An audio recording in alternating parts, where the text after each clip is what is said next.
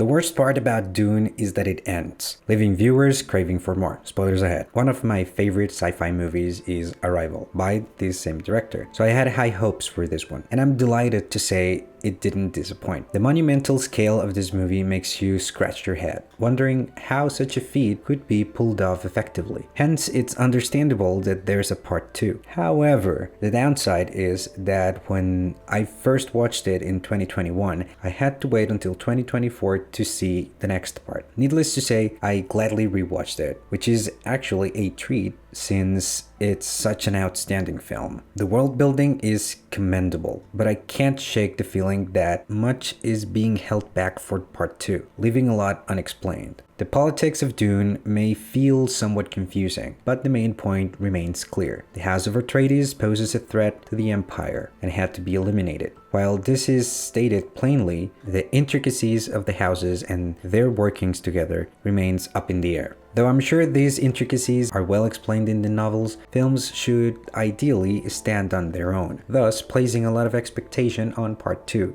to provide clarity. The cinematography is, quite frankly, outstanding. It feels like Arrival but on steroids, with mesmerizing vehicle designs, suits, and breathtaking shots of the desert and dunes. Villeneuve finds creative ways to keep the visuals engaging, ensuring they never grow stale. The acting is great. While Chalamet dominates the screen, Ferguson also delivers a solid performance. Zendaya's role may seem more suited for part 2, but her delivery on her limited lines is spot on. However, the ending is somewhat unfulfilling. Splitting movies in half can make it challenging to create a satisfying conclusion, a dilemma that's evident here. A similar issue was encountered with the Harry Potter movies, though their split felt slightly more conclusive. It remains unclear if part 2 will pick up exactly where part 1 left off, allowing for a seamless back-to-back viewing experience, or if there's gonna be a time jump. The music is outstanding, with Hans Zimmer's score being nothing short of fantastic. Villeneuve continues to impress, boldly taking on a film adaptation of a book series that has previously yielded lackluster results. Dune Part 1 is undeniably great, but its true impact hinges on the success of Part 2, which will determine whether it's merely a